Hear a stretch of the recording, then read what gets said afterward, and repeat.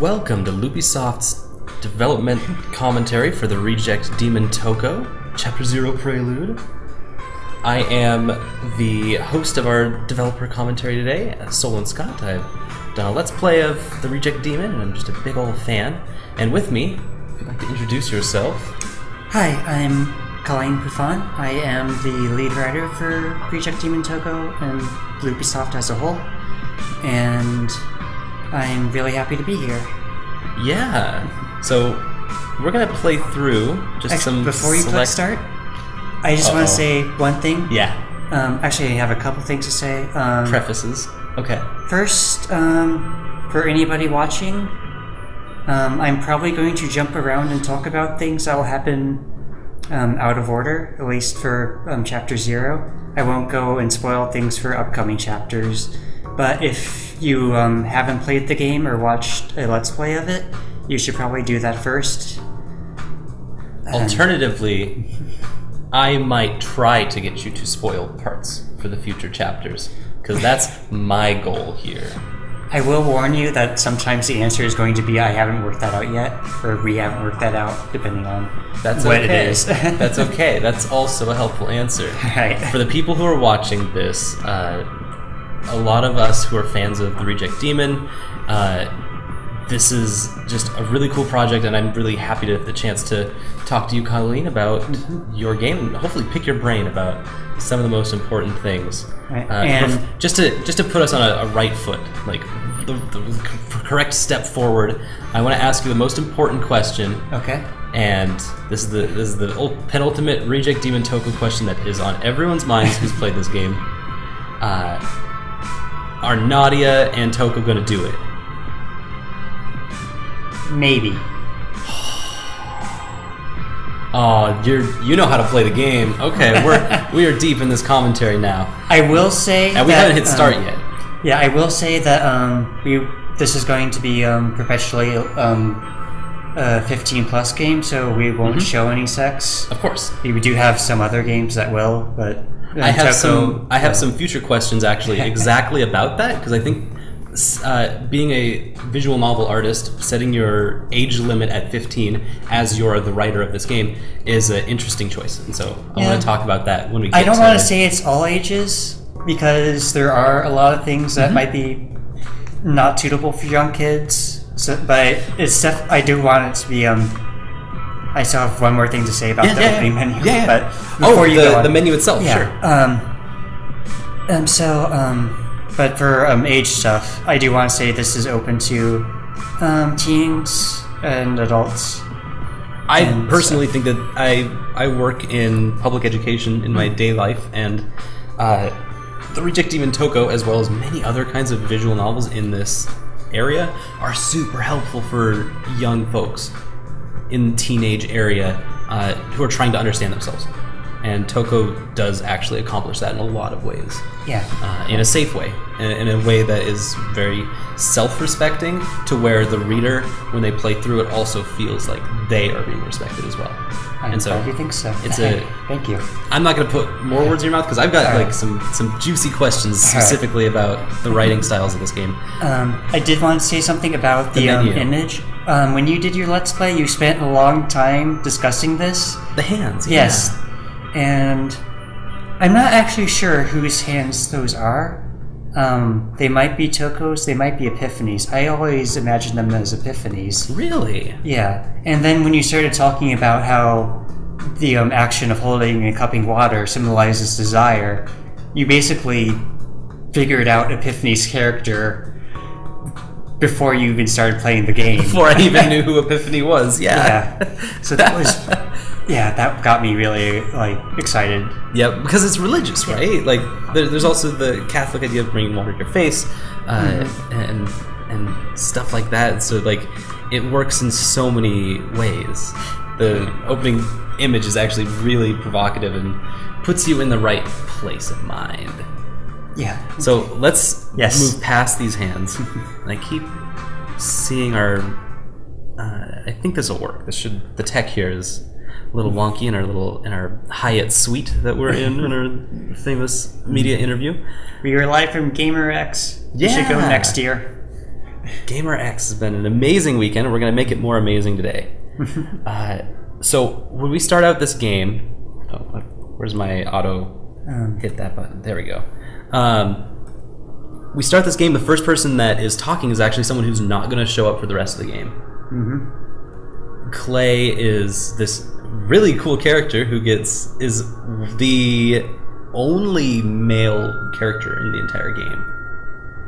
Well, some of the clerks and people you see off screen are they male. kind of code male, or you could read them as such.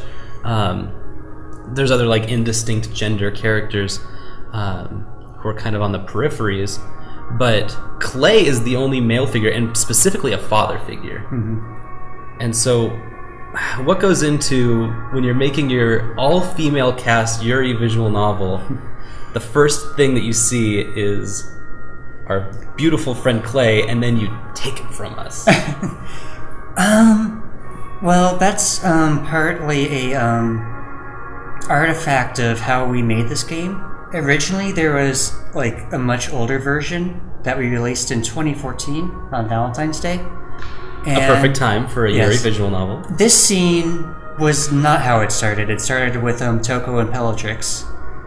And it's interesting you say that, because when we originally wrote that, we had planned for Bellatrix to be Toko's mother. That's what it would imply. Mm-hmm. And so that's interesting that it's substituted for Clay, and that means that Toko's a father, which is actually really relatable. Like, not only does Clay being here make Toko more relatable, but it also makes it changes the dynamic of the demonic hierarchy, because we now know that there are multiple genders of people who are demons in hell. Mm-hmm. Because without Clay there, it could be seen that there's only what's the best way to say this? That there are no male presented characters within the ranks of the demons of hell. And now we have that, which makes it even more complicated when you get to the end of the game and see the angels of heaven. It makes you ask questions like, who's the leader of the demons of heaven? And is it a man? Is it a woman? Is this a patriarchy and does that clash with the demons also? So, like, just having Clay here as this first person is a very interesting choice, and ends up complicating the metaphysics in really cool ways. It's textured, is I guess what I'm trying to say. When we originally had this scene, it was much, much shorter. There's just like, we didn't even have a sprite for Clay. I don't think we didn't have little Toko either. It was just like we cut it.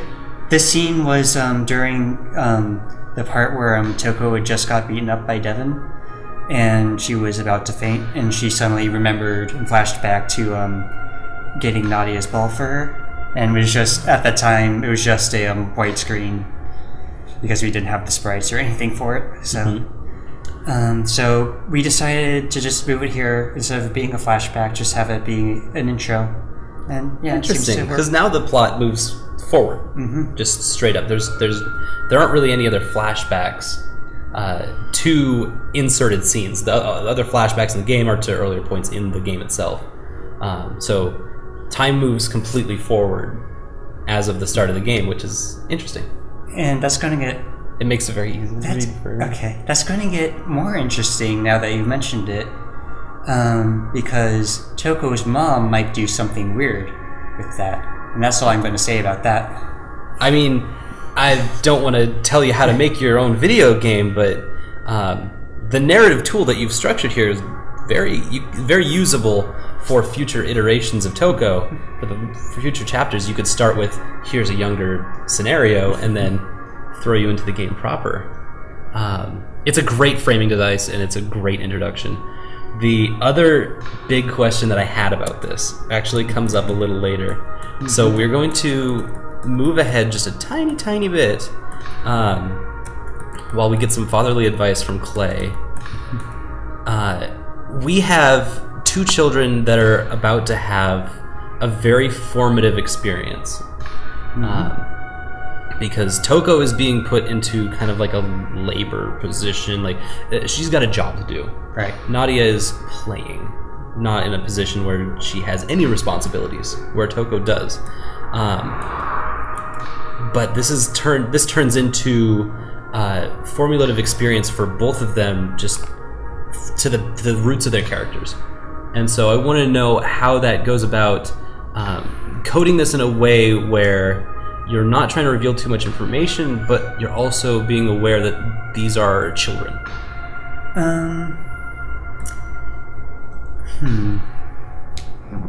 We tried to hint at some things that are going on, especially with Nadia, since Toko is still the general point of view character. So like there's some hints that about Nadia's upbringing that kind of come up more if you notice, like if she's at a Catholic college, which is why she has a uniform, which you don't usually see at colleges. And so we kind of hint at that, at like how Nadia talks about demons. Mm-hmm. That's coming up in a bit. And so they do this. They do like a group exercise. They go find a ball, and it's this very innocuous, innocent moment where you really get to identify that they're both children, and Toko gets to identify what it's like being a human child, where there are no expectations of her. And so I guess I'm just wondering, because this, I have talked about this in the Let's Play, that no matter what age you are in your life, there's always a pervasive idea of sexuality as like a motif. When you're younger, it is a very like fledgling idea of that. And so there's always people who look back in their lives and are like, that's the moment when I realized XYZ about myself. Mm-hmm. And the framing of this is like saying, that's when I found out this about myself. For Toko, it's literally that the demonic ideas, she doesn't totally agree with them. Right. But then there's also one more than that maybe she's actually into Nadia, this person that she's never met before. And so I'm just kind of wondering how that works when you're writing for this, to code in a way that's doesn't go too far, I guess. That's going to come up in a little bit, and there is something, we actually play with the interface here, and I'm not sure how many people noticed it. Some people did and got confused, but if you pay attention, watch what happens when Nadia gives Toko the piece of paper. Put soul on a piece of paper.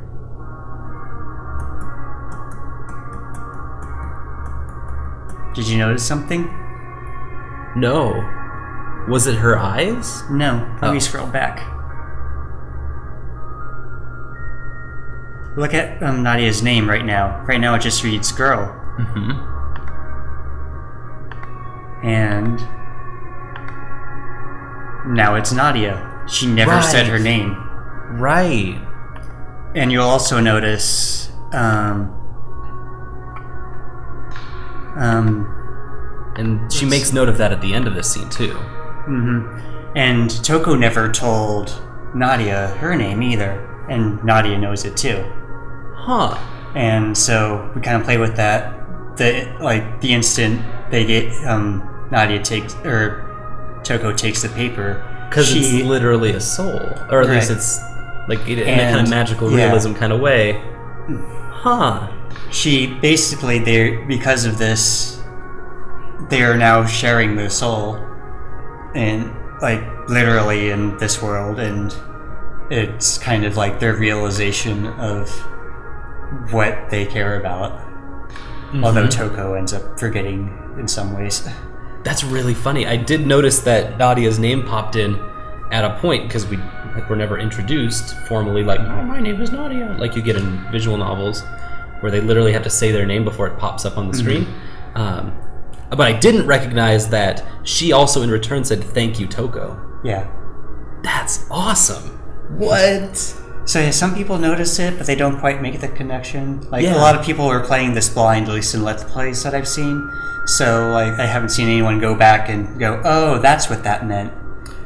That's amazing. This is, like, they really are exchanging parts of themselves at Right. that moment, completely innocently. Like, not recognizing what they're doing at all. And it becomes a formulating experience for them. Yeah. Right away. And The layers of that are actually really profound, and I don't even know if that's necessarily on purpose, but like that's totally what it's like when you're growing up. yeah, and it, at least within the world, this is literally affecting their personalities. It's part of why, at least, Nadia is so pushy and eager, and why Toko is less so, because the way they're sharing their soul kind of makes them.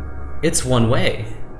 Kinda. Well, at least the act that was described here is that the soul, Nadia literally gave the soul piece of paper to Toko.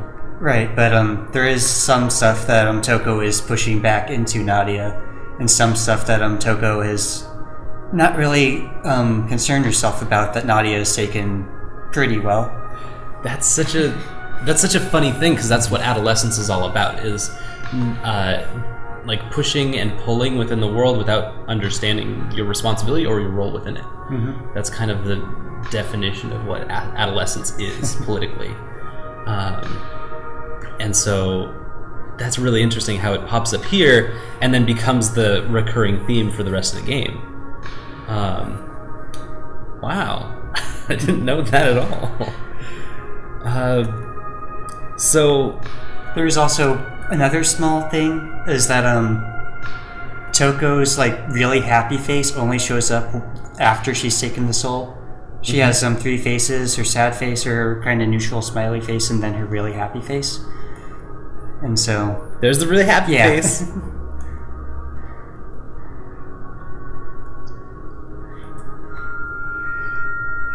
And then this is just one of the best punchlines in the game. No.